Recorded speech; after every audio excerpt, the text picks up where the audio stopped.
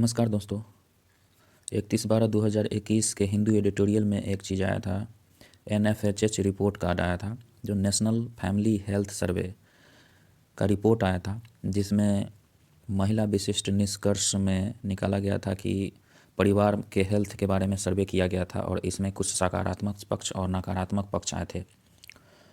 तो राष्ट्रीय परिवार स्वास्थ्य सर्वेक्षण हुआ, जिसमें सकारात्मक पक्ष में क्या है कि सकारात्मक पक्ष में है TFR प्रतिस्थापन स्तर से नीचे हो गया। पहले 2.2 था, जो अब 2.0 रह गया है। और प्रतिस्थापन स्तर कितना है? 2.1। और प्रतिस्थापन स्तर वो स्तर होता है जिसमें किसी भी देश का जनसंख्या स्थिर हो जाता है, तो उससे अब कम रह गया है, 2.0 रह गया है। और TFR क्या होता है? तो टोटल फर्टिलिटी रेट होता है। मतलब कि एक महिला पूरे जीवन काल में कितने बच्चों को पैदा करेगी। तो 2.1 अगर है तो इसका मतलब हुआ कि देश का जनसंख्या स्थिर है। लेकिन ये TFR से नीचे, प्रतिस्थापन स्तर से नीचे रह गया है TFR।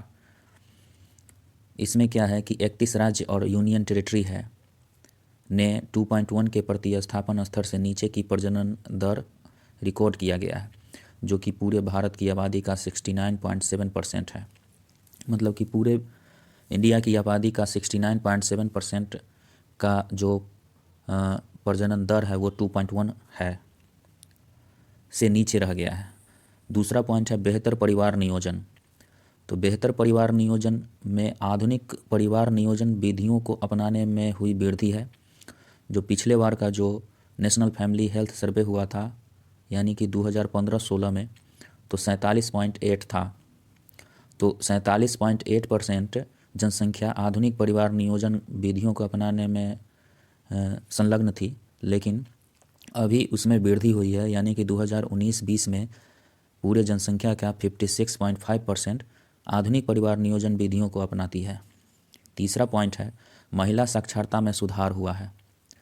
तो सुधार कैसे हुआ है? तो 10 वर्ष या अधिक वर्षों की स्कूली शिक्षा पूरा करने वाली महिलाओं की संख्या 2015-16 में 36% थी, जो कि 2019-20 में 41% हो गई है।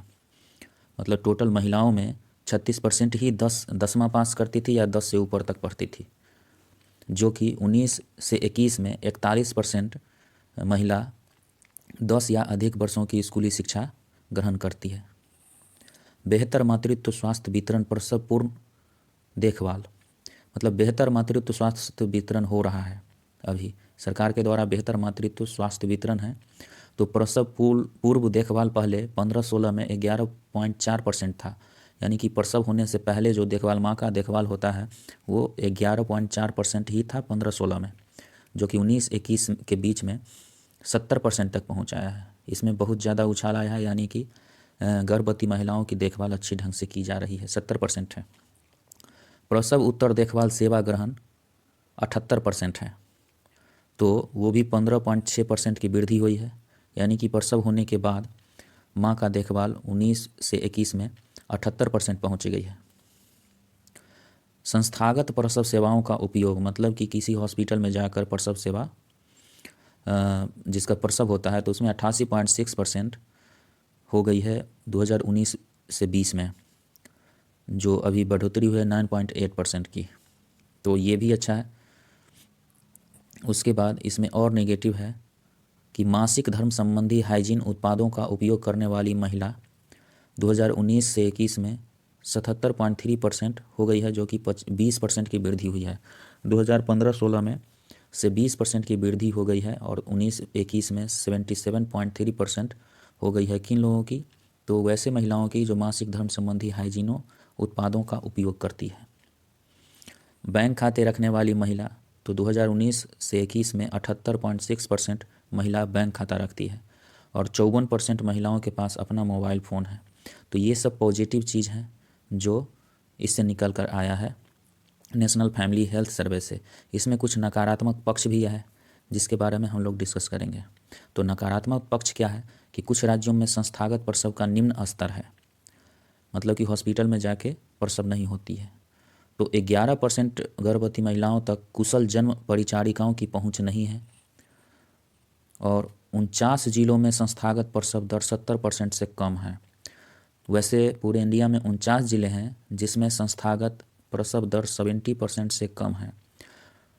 वो घर पर ही बच्चे पैदा हो जाते हैं, अधिकतर बच्चे, और 70% ही संस्थान में पहुंच पाते हैं। तो जिनमें जो महिला है उनमें 69% सिर्फ 5 राज्यों से संबंधित है, जिसमें नागालैंड, बिहार, मेघालय, झारखंड, यूपी।